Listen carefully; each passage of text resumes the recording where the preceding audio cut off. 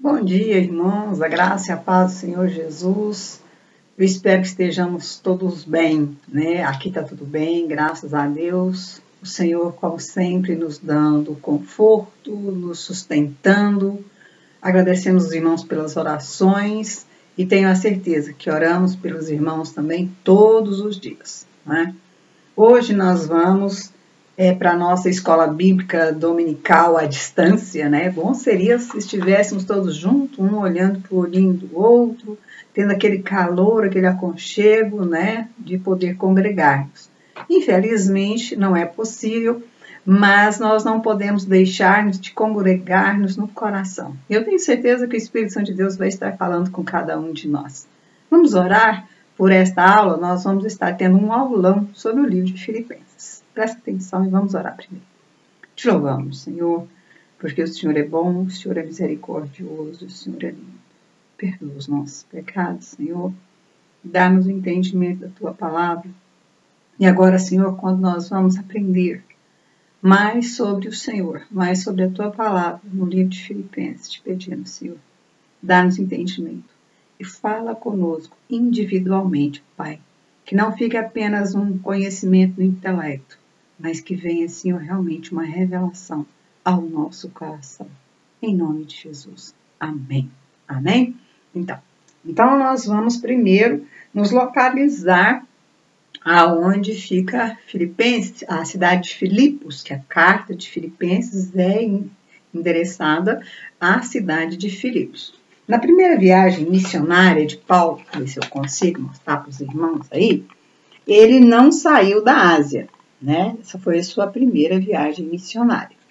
Na segunda viagem missionária dele, ele já partiu para a Europa e entrou na Macedônia. Aí aqui está Filipos, a primeira cidade, quando ele saiu da Ásia, que ele veio para a Macedônia, é Filipos. Está vendo a setinha aqui?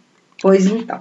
Aí na terceira viagem missionária dele, foi em mais cidades, mas ainda ele visitou Filipos, né, para poder, e daí ele avançou para cá, perdão.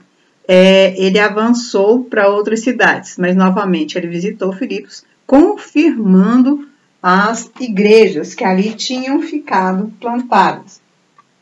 O livro aos Filipenses, aliás, Filipos era uma pequena cidadezinha romana, né?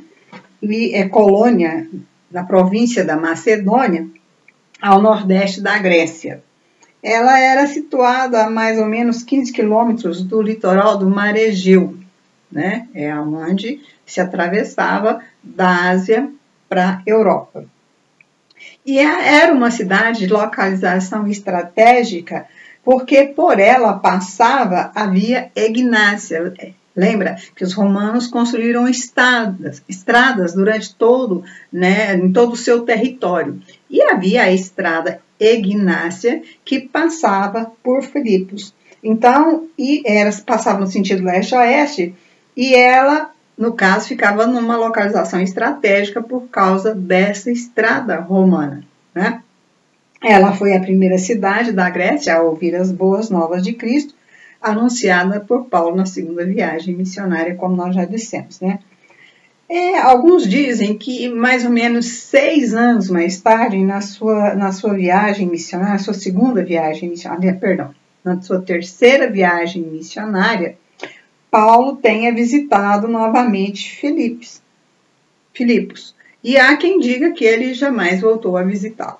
Quem acha que ele visitou, usa Atos no capítulo 10, verso 1 a 6, né? Mas alguns usam Timóteo, né? Lá 1 Timóteo 1 a 3, para dizer que ele não visitou.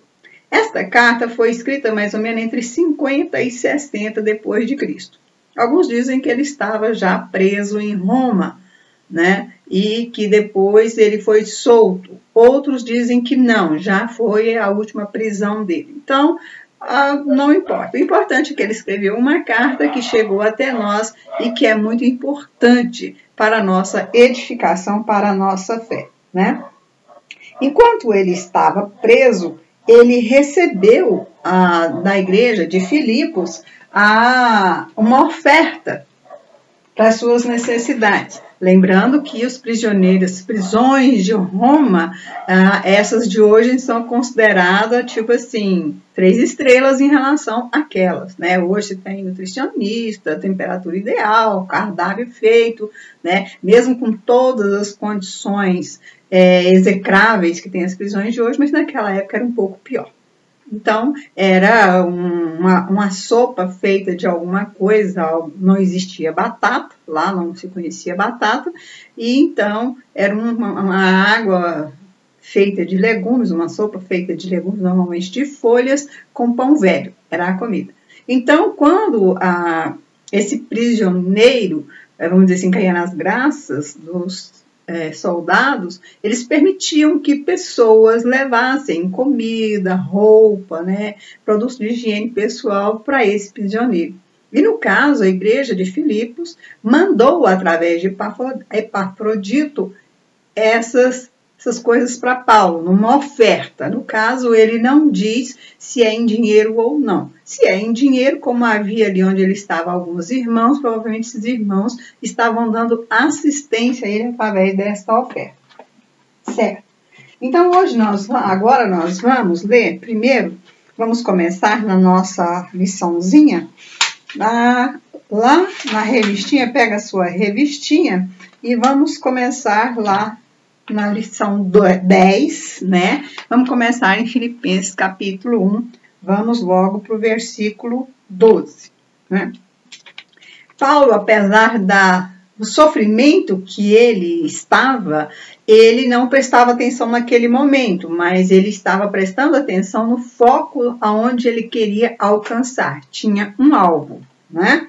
A revistinha indaga logo no início, diz assim, ó, como lidar com o sofrimento. Tem sido uma das indagações mais preocupantes da vida. Como entender as causas do sofrimento? Como diferenciar a natureza da dor se por negligência ou por entrega ao Evangelho? Então, Paulo escreve aos Filipenses estando preso e ensina aos crentes que a dor, mesmo que seja legítima, né? Você tem todo o direito de sofrer a dor, de doer e dizer que está doendo, mas tudo coopera para o bem daqueles que amam a Deus. Então pode trazer um benefício para o reino. Então o alvo de Paulo era o reino. E é isso que nós vamos estar vendo. Lá em Filipenses, no capítulo 1, verso 12, ele diz assim, irmãos, quero que saibais que as coisas que me aconteceram contribuíram para o avanço do Evangelho.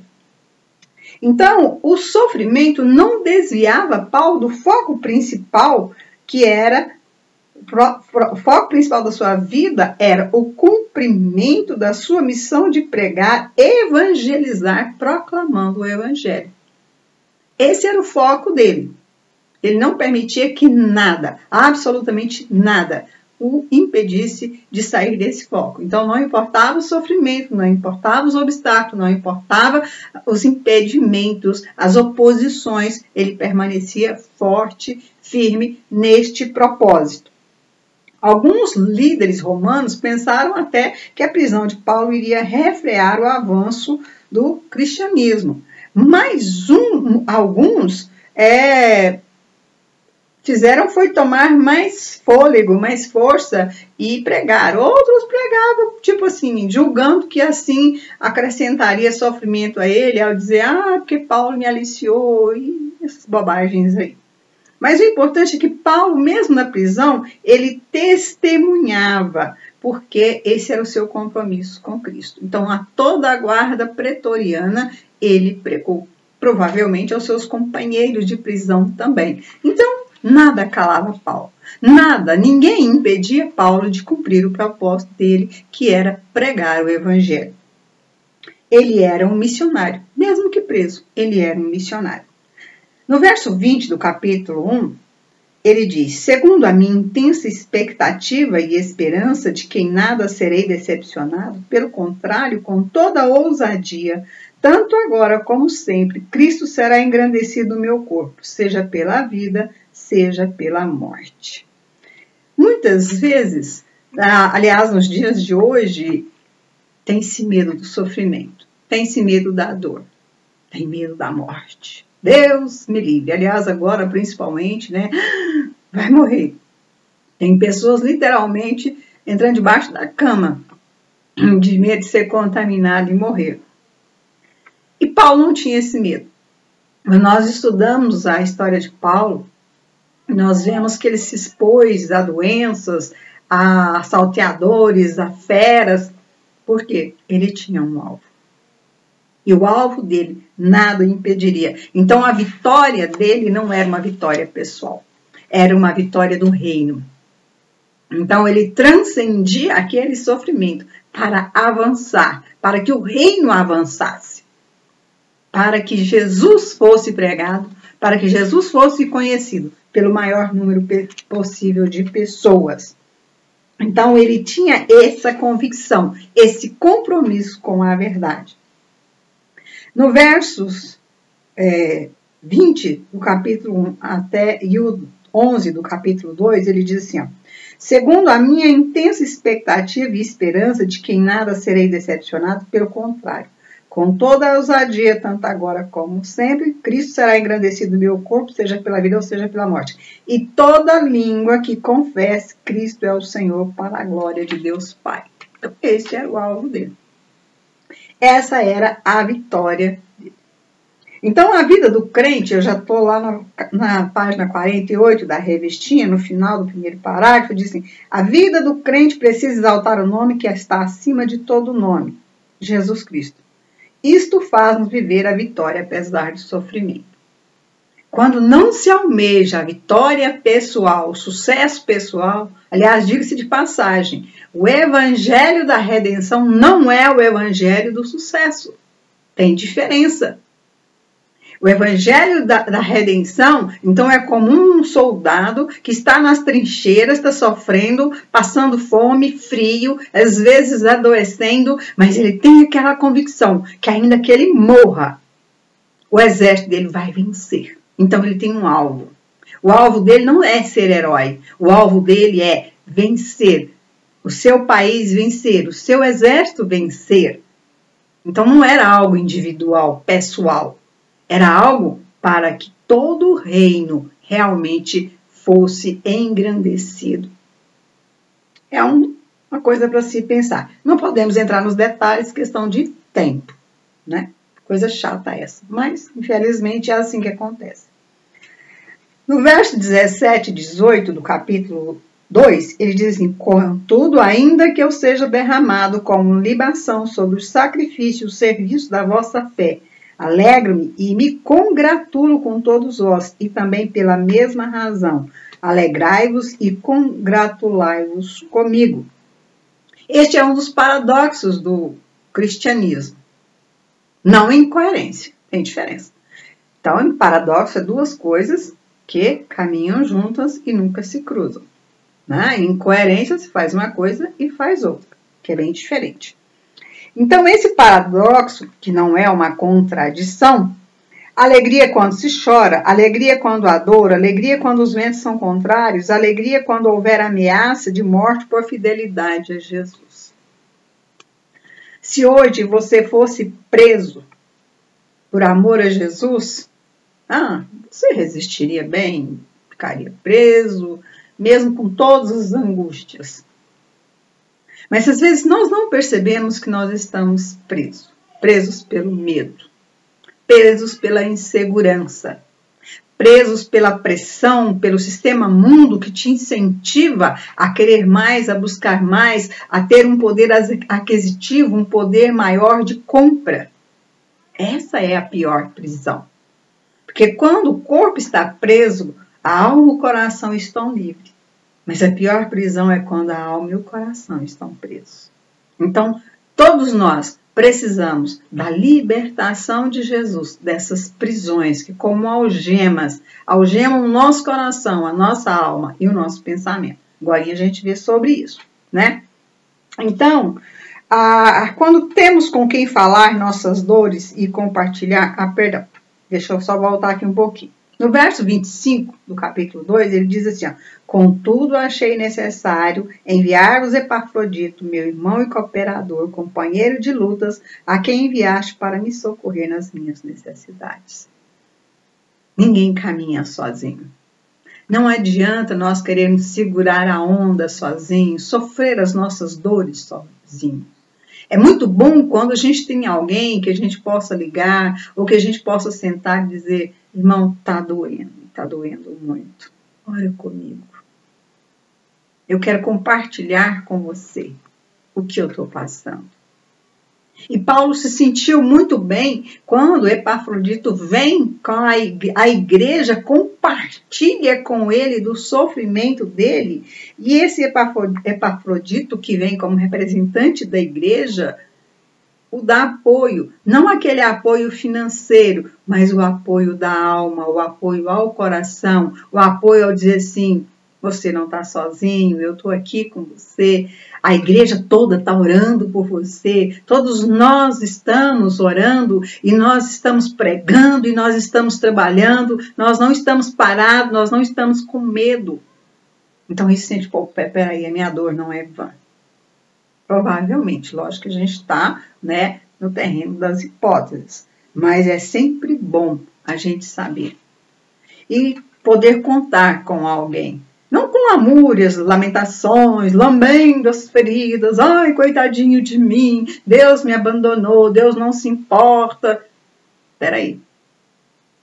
Se você chegasse para Deus e dissesse, Senhor, me dá o melhor, ele diria, eu estou te dando o melhor. Porque o alvo não é o meu crescimento pessoal, é o crescimento do reino. É o crescimento do reino. Então, você é um soldado, nós somos um soldado nas fileiras de Cristo. Então, se você não ocupa o seu lugar nessa fileira, o seu lugar está vazio. E talvez alguém que está atrás, na frente ou do lado, está mais exposto a ser atingido porque você não ocupou o seu lugar. Isso não é metáfora. Isso é real. Então, isso foi muito bom para Paulo, saber que mesmo na prisão e na dor tinha amigos. Conclusão desta lição. Quando sofrer, avalie o seu sofrimento, a natureza da sua dor. Seu sofrimento está relacionado à sua fé ou a alguma negligência. Epa, aqui agora nós temos um problema.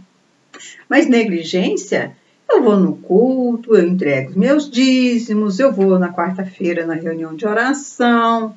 Então eu não sou negligente. A Bíblia diz que aquele que sabe fazer o bem não faz, comete pecado. Então, às vezes, você não está falando de Jesus para o seu colega. Não é para aliviar a dor e o sofrimento dele, não. É para que ele possa estar livre das chamas eternas. É para que ele seja salvo.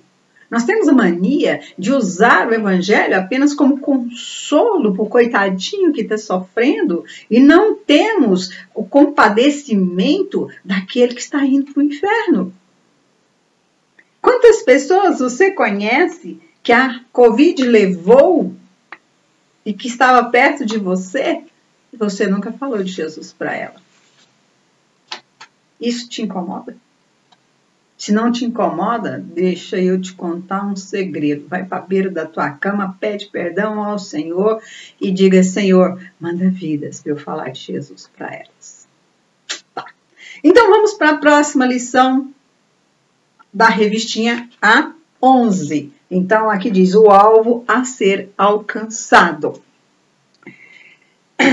Quem não tem meta, quem não sabe aonde quer chegar, não sabe que caminho escolher. E aqui diz, né? Quem não tem meta não sabe para onde ir e pode se frustrar mais facilmente. E Paulo tinha uma meta. Quando ele se converteu a Jesus, ele entendeu perfeitamente a lição que lhe fora confiada. E essa lição era ser um pregador, especialmente aos gentios. Plantar igrejas, ensinar os crentes a se firmar na fé. Tanto é que as igrejas que ele não pôde visitar, ele mandava cartas.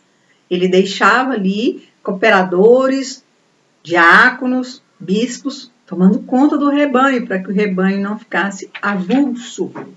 Em Filipos, por exemplo, ali tinha gentios, eram gentios. E ele estava ali mandando uma carta para confirmar a igreja. Vamos ler o verso 1 e 3 do capítulo 3 de Filipenses. Meus irmãos, quanto às outras coisas, alegrai-vos no Senhor. Para mim não é difícil escrever-vos as mesmas coisas, e isso vos dá segurança. Tomai cuidado com estes cães, cuidado com os maus obreiros, cuidado com a falsa circuncisão.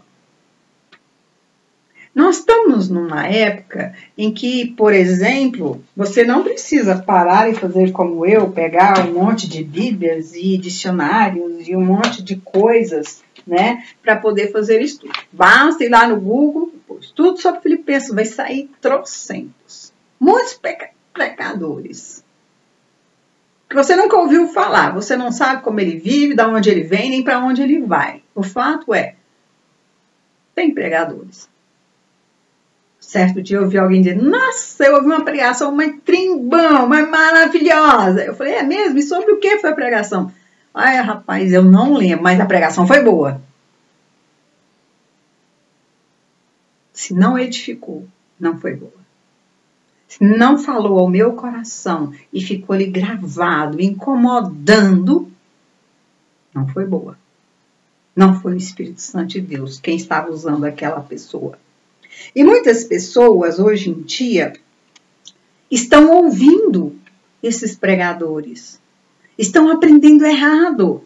E Paulo chama, sem cerimônia nenhuma, esses pregadores de cães, de maus obreiros. E da circuncisão que Paulo sabia identificar muito bem, aqueles que podiam fazer mal aos crentes. Então, Paulo sabia identificar pela pregação quem eram esses pregadores, esses maus obreiros, inexperientes, cheios de teologias, teorias, achismos. Tem coisa que a gente ouve que chega, dói o ouvido. Como diz o mundo, né?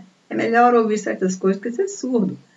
Mas, sinceramente, às vezes a gente louva a Deus por ouvir, mas pede, Senhor, para ter misericórdia, para a gente não ser obrigado a se submeter a certas coisas.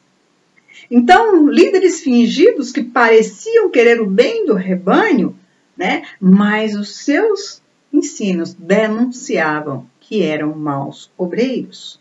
Eles não queriam o bem do rebanho, eles queriam ter um rebanho, ser o líder, ter o controle, mas não edificar aquele rebanho.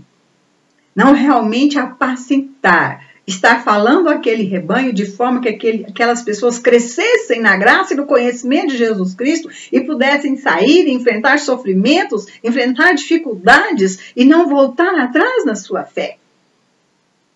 Era disso que Paulo estava falando. Vamos adiante. No capítulo 3, verso 7, Filipenses, ele diz, mas o que para mim era lucro, passei a considerar perda por amor de Jesus.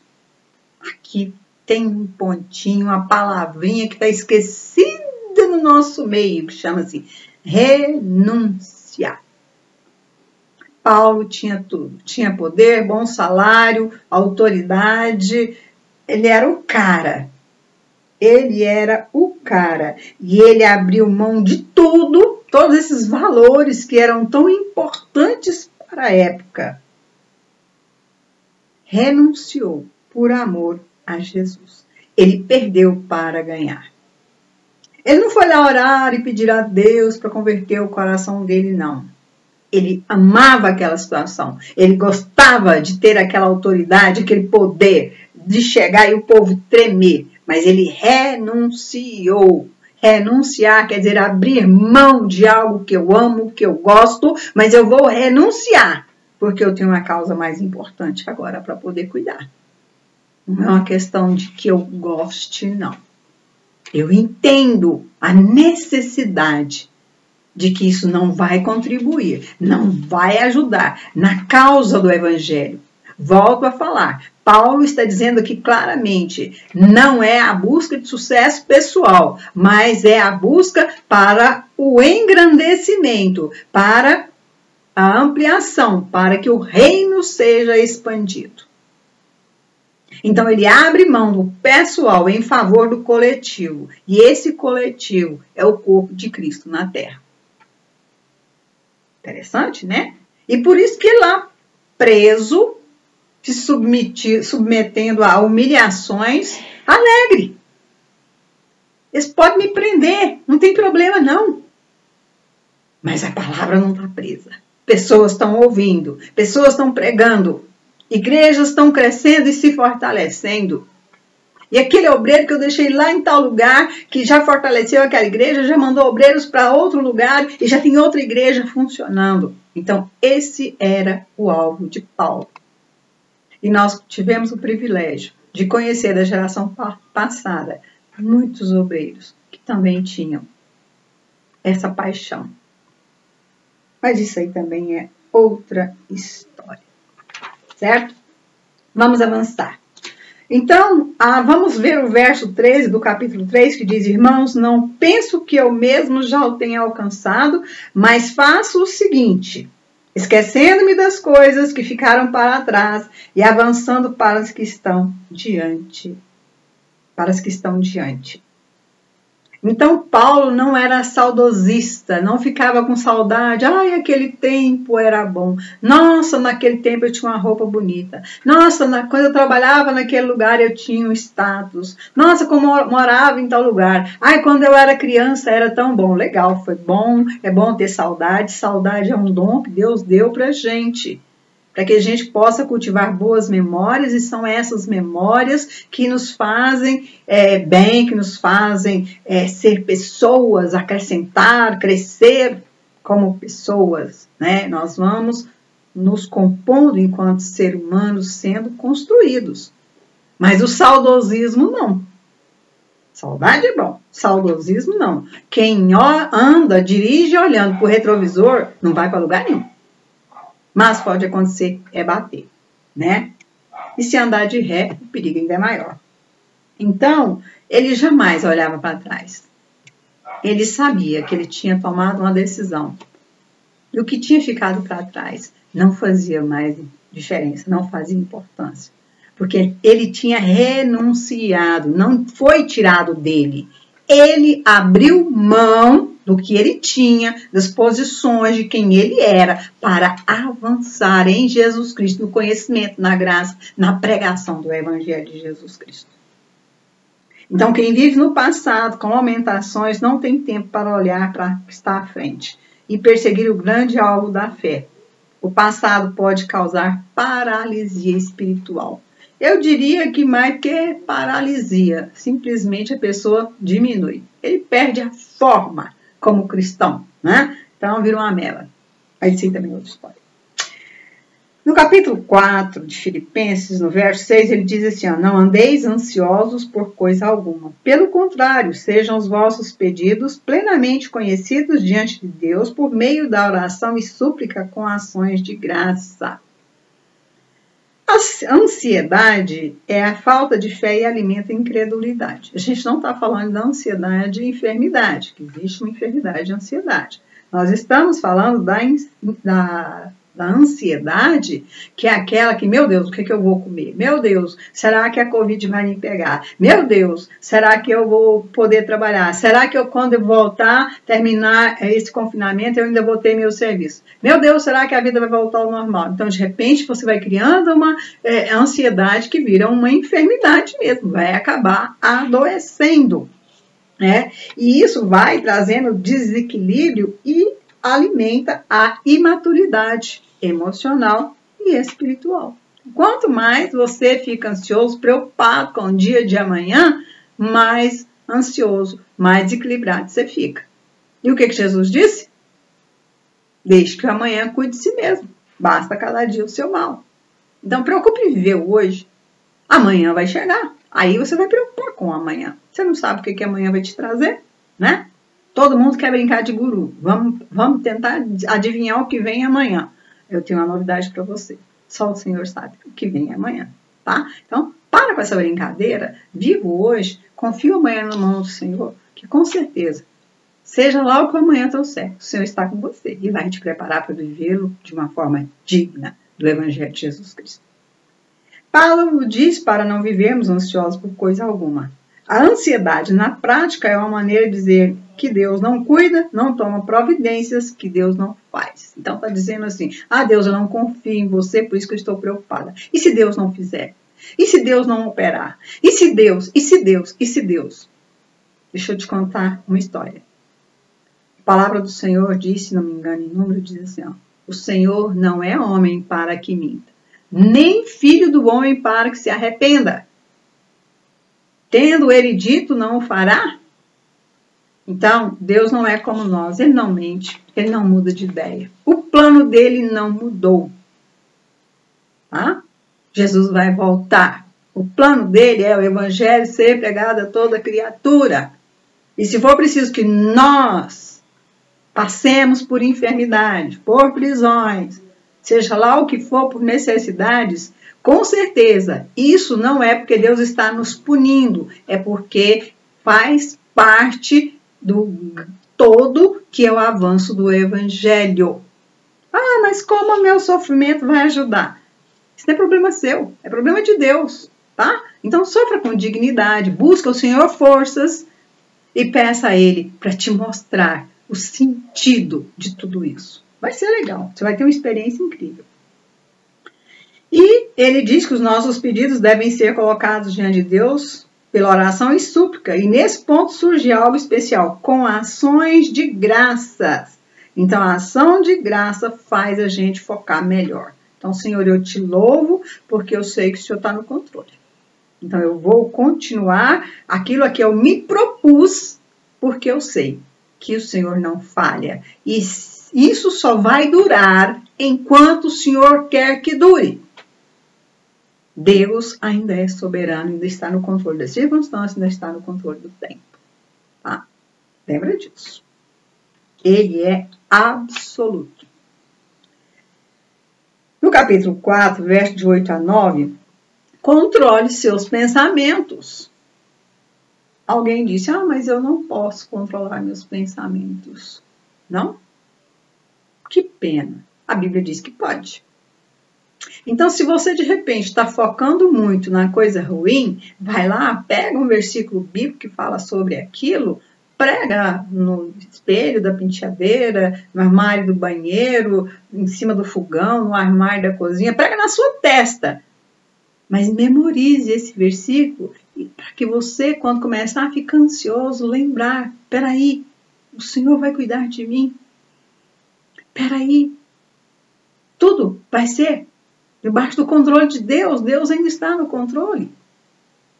Tem um versículo, se não me engano, é 1 ou 2 Tessalonicenses, no capítulo 3, acho que verso 16, que diz assim, o próprio Senhor da paz vos dará paz em todo o tempo, de todas as formas ou em todas as circunstâncias. O Senhor seja com todos. Paz em todo o tempo, em todas as circunstâncias. Olha que privilégio que nós temos. Enquanto estamos ansiosos, fatigados, preocupados, nós estamos dizendo para Deus, Deus, o Senhor não merece a minha confiança, pode deixar que eu faça melhor do que o Senhor. E sabe o que é pior? Ele deixa.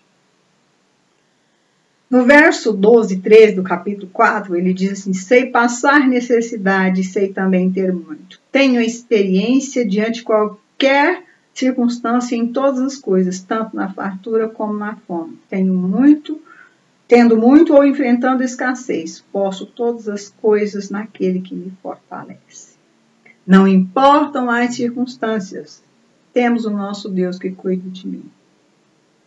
Podemos dizer, posso todas as coisas naquele que me fortalece?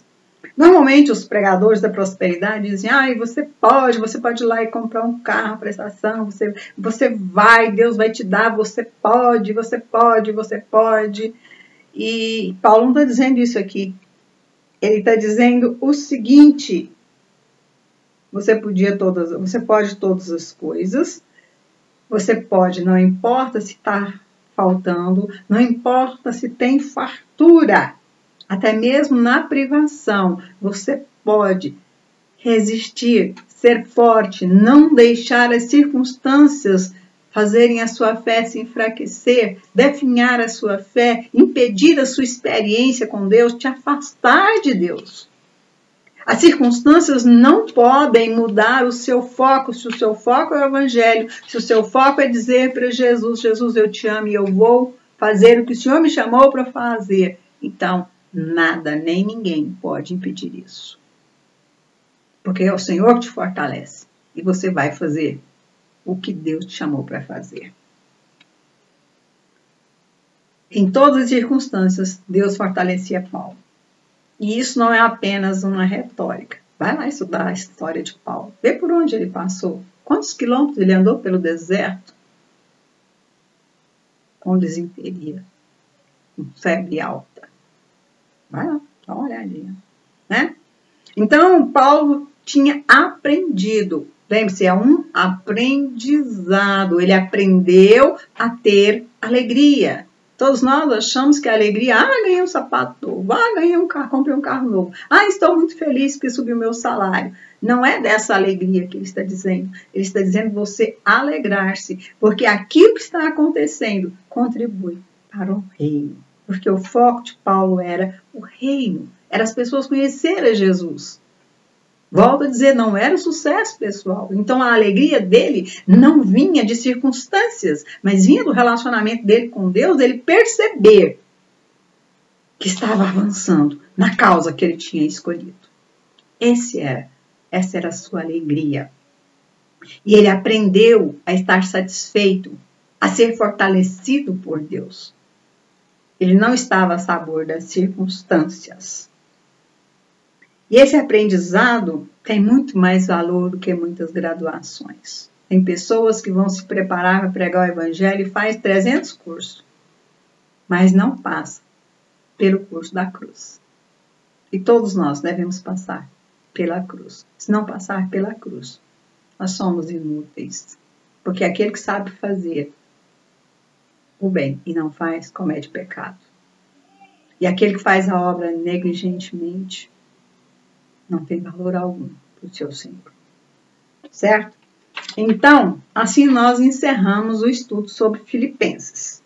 Perdoe não termos aprofundado mais por uma questão de tempo, porque senão vai ficar chato, né? Ficar postado aí assistindo eu falar durante mais de 40 minutos, mas que o Senhor use esse estudo. Vai lá, lê de novo, se for preciso, ouça de novo esse vídeo, vai lá, cutuca o irmão Inácio para poder acrescentar, para enriquecer, e assim o pastor, quando ele estiver de volta, nós continuamos orando para que ele realmente se estabeleça e ele volte, esteja bem, toda a sua família. Sentimos muito pela perda do seu pai, mas oramos muito para que Deus fizesse a vontade dele. Oramos pela sua mãe e pela sua família. E assim, na expectativa de que Deus faz o melhor, nós louvamos o Senhor pela vida do nosso pastor e sua família. E louvamos ao Senhor pela nossa igreja. Louvamos ao Senhor por cada irmão.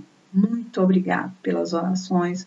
Que Deus nos fortaleça e nos dê a oportunidade de nos reunir de novo.